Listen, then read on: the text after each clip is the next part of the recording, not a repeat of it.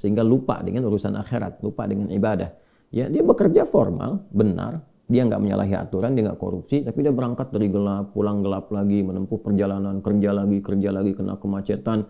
Nah itu potensial akumulasi ini menimbulkan kepenatan, kegelisahan, capek, lelah, sehingga muncul pencarian-pencarian. Nah itulah dunia. Walaupun saat dia mengerjakan itu, dia mengerjakan tidak dalam konteks bermaksiat, tapi karena terlampau lelah mengerjakan itu dan penat, nah, rohnya kan menuntut. Di tubuh kita kan ada 3 bagian, ya, ada fisik di bagian luar, kemudian ada akal, ya, di pikiran, yang ketiga itu ada hati, ada jiwa spiritual. Masing-masing harus mendapatkan porsinya. Ya, ini kalau bagian tubuh luarnya aja yang makan, fisiknya yang makan, mengonsumsi, tidur, istirahat, ya, kemudian akalnya nggak pernah dipakai, nggak pernah belajar, nggak pernah baca, nggak pernah apa. Ini akalnya juga bisa protes, tumpul, nggak nyaman. Ya, sebaliknya juga, kalau dia misalnya ya makan, minum, kerja, aktivitas, olahraga, akalnya dipakai, dia baca dan sebagainya, tapi rohnya nggak pernah diberikan porsinya. Dia nggak pernah ibadah, nggak pernah sholat, nggak pernah baca Quran dan sebagainya. Maka ini yang generator kehidupannya, ini sumber ketenangannya, maka tetap akan gelisah. Karena itu ditemukan betapa orang pintar, ya kan, kerja keras dan sebagainya, tapi ya rohnya nggak terisi, banyak yang bunuh diri. Ya di Jepang terjadi, itu kan. Atau bahkan setidaknya ada orang-orang kaya yang sudah hebat, pinter-pinter, ya di akhir hidupnya apa yang dia kerjakan? Ya cuma datang terapi, nanam kangkung, nanam cabai, gitu kan, datangnya ini untuk mencari ketenangan karena rohnya nggak terisi. Maka Islam, alhamdulillah, ya agama yang sangat komplit, memberikan pencerahan sekaligus arahan dan pedoman dalam berkehidupan. Fisiknya dituntun, pikirannya juga dimotivasi untuk terus ditingkatkan, pintar sampai ke level yang tertinggi, dan rohnya diberikan porsinya untuk menunaikan ibadah sehingga mendapatkan asupan-asupan menu bagi rohnya. Makanya di kita kan ada sholat, ada puasa, gitu kan? Nah, kemudian ada baca Quran, itu untuk kebutuhan rohiyah kita, untuk memberikan ketenangan. Lalu fisik dipandu, bagaimana cara makan, bagaimana cara beraktivitas, dari mulai bangun tidur sampai tidur lagi kan diatur. Ya, lalu pikiran turun ayat-ayat untuk menjadikan pikiran itu terlatih kuat, kan, bahkan sampai ke level yang tinggi, jenius dan sebagainya. Turun ayat tentang Iqra, banyak baca, turun ayat tentang tadabbur, afala yanzuruna ilal ibili kaifa khuliqat afala yatadabbaruna al-Qur'an, turun ayat tentang riset, inna fi khalqis samawati wal ardi wa ikhtilafil laili wan nahari la ayatil liulil albab, kan, dan seterusnya. Itu supaya semua terstimulus. Nah, jadi kalau ingin tenang, bagaimana cara hidupnya tenang? Seimbangkan 3 bagian tadi. Jadi pikiran kita dilatih supaya kuat, ya, supaya tajam dalam berpikir dan mengarahkan bagian tubuh kita untuk bertindak secara benar. Tubuh ini dilatih ya dengan berolahraga, makan yang benar. Ayat-ayatnya banyak sekali. Ya ayyuhan nasu kulu mimma fil ardi halalan thayyibah. Hai orang-orang, hai manusia semuanya, hai orang-orang, hai manusia, silahkan engkau makan sesuai dengan porsi kebutuhan dari yang halal, sumber yang halal, cari yang menyehatkan. Itu di Al-Baqarah 168. Nah, kalau sudah sehat, tubuhnya sehat, dipakai aktivitas, olahraga. Kan banyak hadis-hadis tentang olahraga itu. Alimu auladakum bisibahati warnimaya, kata Nabi, ajarkan anak-anakmu olahraga berenang, atau dengan melentar, atau dengan memanah, atau dengan berkuda. Itu contoh-contoh yang real di era Nabi yang kiranya bisa menyehatkan. Atau kita riset misalnya olahraga apa yang kira-kira menyehatkan, ya, yang senafas dengan tadi jenisnya. Jenisnya bisa berbeda setiap zamannya. Zaman Nabi nggak ditemukan misalnya olahraga futsal, basket, misalkan bola, apalagi jenis-jenis yang sekarang ada banyak, atletik dan sebagainya. Tapi kan kita bisa meriset. Oh, ini renang ini apa saja nih manfaat-manfaatnya? Apa nanti olahraga sejenis yang kira-kira yang sama yang bisa dipraktekkan kekinian, atau olahraga yang berbeda tapi manfaatnya sama. Melatih otot ini, menyehatkan yang ini, silahkan walaupun jenisnya nggak sama di era Nabi. Era Nabi misalnya dengan memanah, era sekarang misalnya dengan olahraga menembak, gitu kan, sah-sah saja silahkan. Yang penting konsentrasinya sama, walaupun dengan alat atau perangkat yang berbeda. Ya nanti kalau ingin dilatih lagi dengan panahan ya nggak ada masalah. Jangan disimpulkan begini, kalau kalau panahan sunnah, kalau menembak misalnya bid'ah, nah itu sempit dalam berpikirnya. Ya, dan Nabi pun kan visioner. Di zaman Nabi mengatakan, ajarkan anak-anakmu berenang. Berenang di mana? Di padang pasir. Ya kan? Kan tidak mudah mendapatkan tempat renang, ya kan? Nah, tapi kita tarik ke sekarang kan itu visi yang panjang. Kalau di riset, di berenang ini ada olahraga yang menyehatkan otot ini, otot itu, untuk cedera, untuk saraf kejepit, untuk macam-macam misalnya. Nah, itu sesuatu yang bisa kita riset, lalu kita bisa keluarkan jenis-jenis baru yang mengambil dari manfaat itu. Itulah riset. Nah, terkait dengan ketenangan ini, apa amalan pokoknya? Karena ketenangan bagian dari pikiran yang disupport oleh keadaan jiwa. Intinya di kolbu, ketenangan itu intinya di kolbu. Jadi kalau kolbunya nggak tenang, hatinya nggak nyaman, hatinya nggak tenang, itu kebawa ke pikiran. Makanya orang-orang yang kena penyakit hati, sekalipun dia sehat tubuhnya, ya jenius otaknya tapi kena penyakit hati. Dia kena penyakit iri. Ya, iri kan iri hati. Saya belum pernah dengar iri akal, iri pikiran, ya, atau iri mata, ya, iri kaki, iri tangan, nggak ada. Yang ada iri hati. Ya, dengki misalnya, ria, itu penyakit hati semua. Makanya orang dengki, orang hasad itu pasti hidupnya nggak tenang. Ya, orang berilmu, tapi dia kena penyakit hati, iri kepada orang berilmu yang lain, itu nggak tenang hidupnya. Ya kan? Orang kaya, tapi dia pendengki, kaya terhadap dirinya sendiri, ya, dan dia dengki dengan kekayaan orang lain, itu nggak akan tenang. Dia terus pikirin bagaimana melampaui orang itu, bagaimana supaya dia celaka dan sebagainya. Itu yang sangat berbahaya. Maka untuk menenangkan diri itu, amalan-amalannya tidak ada yang lain kecuali meningkatkan ibadah, meningkatkan amal soleh, meningkatkan ketaatan. Semua jenis amal soleh itu di Quran disebut dengan zikir. Disebut dengan apa?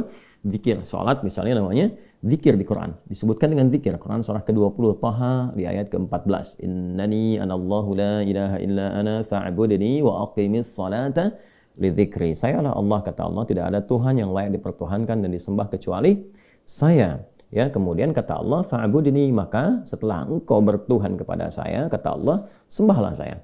Nah, ini kalimat yang paling jelas sekali, nggak ada ambigu, terang, menyebabkan kita memahami bahwa ini kebenaran risalah Islam dari aspek ketuhanan. Ya, silakan Anda komparasikan. Ya, saya sejauh ini saya mengkomparasikan, melihat, membandingkan, saya tidak menemukan kecuali di Islam yang di dalam kitab suci mengatakan langsung Tuhannya langsung, ya, yang berkata saya Allah, kata Allah itu kan. Ya, tidak ada Tuhan selain saya. Itu tegas sekali. Ya, menyebutkan saya Allah, nggak ada Tuhan selain saya, sembah saya. Dan biasanya kalau ada kalimat atau informasi yang pede jelas disampaikan, itu menunjukkan kekuatan dan kebenaran. Kekuatan dan kebenaran karena Allah dengan sendirinya, dia kan meyakinkan ya kita semua dengan menegaskan sifatnya tegas, dan karena memang ketuhanan itu hanya dimiliki oleh Tuhan yang benar. Nah, karena Tuhan yang benar itu mengatakan sayalah Tuhan, dengan pede mengatakan sayalah Allah. Ya, nggak ada Tuhan selain saya, nggak mungkin ada klaim demikian kecuali dari yang memang benar, yang memang pede mengatakan itu, ya karena benar, karena hak di situ, ya. Dan kemudian fa'budni, sembahlah saya, ya sembahlah saya. Dan kemudian dijelaskan menyembahnya bagaimana. Itulah indahnya dalam Islam. Tauhidnya diatur, ya, tentang Tuhannya. Dan kalau Anda misalnya begini, saya logikakan sederhana, ya. Orang-orang kan kalau nggak pakar, nggak punya kemampuan atau nggak sesuai dengan kualifikasi, nggak mungkin mengatakan itu kan. Ya, ada orang mengatakan misalnya saya adalah pesilat, mana yang mau bertarung misalnya kan, atau beruji tanding dengan saya. Kalau dia bukan pesilat, nggak mungkin dia bisa mengatakan itu. Ternyata dia bukan pesilat misalnya kan, dia cuma pesilat lidah gitu kan, bukan pesilat tangguh, dan nggak mungkin dia mengatakan pede mengatakan demikian. Ya, sayalah ahli kungfu misalnya kan, silahkan ada yang ingin tanding mengetes di kungfu. Kalau dia bukan ahli kungfu nggak mungkin mengatakan demikian. Nah, ini Allah mengatakan dengan jelas, sayalah Allah, nggak ada Tuhan selain saya. Sembah saya.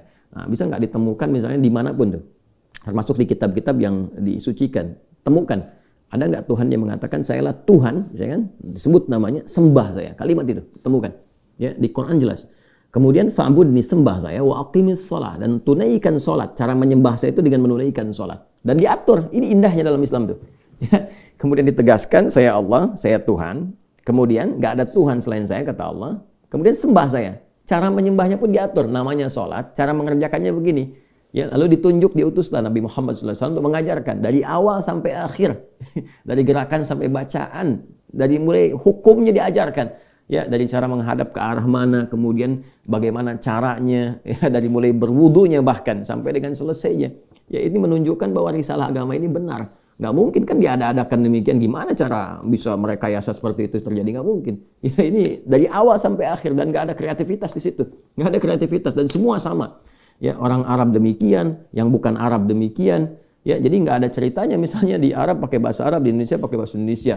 Ya, di Indonesia, di Sumatera pakai bahasa Sumatera misalnya, atau di Jawa pakai bahasa Jawa. Tidak. Ya, Quran mau dimanapun pakai bahasa Arab. Sholat dengan cara yang sama, menghadap ke tempat yang sama. Tapi terkait dengan pertanyaan ini, teruskan ayatnya. Wa aqimis sholata lidzikri. Tunaikan sholat kepadaku, kan, sebagai zikir. Jadi sholat itu disebut dengan zikir. Berdoa juga zikir. Ya, doa juga zikir. Quran surah ke-7 ayat 205. Wadhkur rabbaka fi nafsika tadarruan wa khifatan wa dunal jahri minal qaul. Dan berzikirlah, berdoalah maksudnya. Zikir ini doa. Ya, berdoalah, mohon dengan sepenuh jiwamu, dengan ketenangan, gitu kan, mintakan kepada Allah dengan penuh ketenangan. dan mohon dengan kekhusyuan, mohon dengan penuh harap supaya dikabulkan. Nah, silakan cek, bukankah saat berdoa itu ada ketenangan? Anda punya masalah, alih-alih Anda curhat di media sosial, gitu kan? Nah, kemudian Anda arahkan untuk berdoa dengan cara yang benar. Anda ke kiblat, wudu, minta dengan khusyuk. Bukankah saat berdoa tenang? Ya kan? Bukankah saat sholat itu Anda lebih tenang? Ya kan? Bukankah saat Anda baca Quran lebih tenang? Nah, baca Quran itu disebut dengan zikir, karena Qurannya disebut zikir. Quran surah ke-15 ayat 9. Inna nahnu nazzalna dzikra wa inna lahu lahafidhun. Kami telah turunkan Al-Quran sebagai zikir. Nah, Anda itu kalau baca Quran kan lebih tenang. Apalagi kadang terjadi begini, sedang punya masalah, terus kita buka mushaf, random acak tuh dibuka begini, tiba-tiba ayatnya sesuai dengan masalah kita gitu. Nah, baru baca aja udah tenang keadaan jiwanya. Ya, udah menyebut nama Allah baru bismillahirrahmanirrahim, sudah tenang. Ya, Quran surah ke-8 ayat kedua, innamal mu'minuna alladzina idza dzukirallahu wajilat qulubuhum wa idza tuliyat 'alaihim ayatuhu zadatuhum imanan wa 'ala rabbihim yatawakkalun. Ciri orang beriman itu kalau disebutkan nama Allah ada getaran konfirmasi di jiwanya, dan kalau dibacakan kepada ayat-ayat Allah bertambah keimanan. Iman itu kan sumber ketenangan. Ya, makanya iman itu berasal dari kata al-aman. Ulaika lahumul amnu, kan? Ya, alladzina amanu wa lam yalbisu imanahum bidzulmin, ya ulaika lahumul amnu. Orang-orang yang beriman itu kata Al-Qur'an, dan kalau imannya benar, maka akan mendapatkan ketenangan dalam jiwanya. Nah, ini kalau dibacakan Quran ada ketenangan dalam diri kita. Kita dengar orang lain baca Quran aja udah tenang, apalagi kita baca sendiri, ya kan? Apalagi misalnya zikir. Ya, zikir. Pas salat kita berzikir kan, amalannya disebut zikir, itu membuat kita tenang. Subhanallah, alhamdulillah, Allahumma antas salam, istighfar. Quran surah ke-4 An-Nisa ayat 103. Fa idza qadaytumus salata fadhkurullaha qiyaman wa qu'udan wa 'ala junubikum. Kalau Anda telah tuntas mengerjakan salat, maka berzikirlah. Ya, subhanallah, alhamdulillah, Allahu akbar, Allahumma antas salam, ya dari astagfirullah dulu awalnya, kan? Nah, itu membuat diri kita lebih tenang, lebih nyaman. Nah, itu semua amalan tadi disebut dengan zikir. Karena itu disimpulkanlah di Quran surah ke-13 Ar-Ra'du di ayat ke-28 ketika Allah berfirman, ala bi dzikrillahi tatma'innul qulub. Yakinkan pada dirimu. Ala itu harfu taukid, bukan hanya ikhbar. Huruf untuk menginformasikan sekaligus menguatkan informasi yang disampaikan. Saya tegaskannya, kata Allah, yakinkan pada dirimu dengan meningkatkan zikir kepada Allah, maka akan cenderung berdampak tenang kepada jiwa. Nah, jadi kalau Anda ingin tenang, saya ingin tenang, kita ingin tenang, gampangnya tingkatkan zikir. Zikir itu bentuknya ibadah, baik dengan ibadah fisik seperti sholat, baca Al-Quran, atau ibadah harta dengan bersedekah misalnya, ya, zakat itu kewajiban, infak itu tambahkan. Kalau ingin tenang, cobalah pagi-pagi cari orang-orang yang berhak mendapatkan itu sesuai dengan kualifikasi yang disampaikan Al-Quran dan hadis, jalan, temui, bersedekah, nggak usah banyak dipamerkan, ya, macam-macam bersedekah, sampaikan dengan tulus. Nanti Anda akan mendengar orang itu berkata, terima kasih Pak, semoga Bapak disehatkan, keluarga juga dilancarkan rezekinya, dijaga oleh Allah kemuliaannya. Oh, itu mahal sekali. Padahal ini dikeluarkan mungkin 5.000, 10.000, tapi bagi orang-orang tertentu itu sangat berharga dan melahirkan doa yang dengan doa itu mengguncang aras dan memberikan ketenangan kepada jiwa. Ya kan? Wallahu ta'ala a'lam bis-shawab.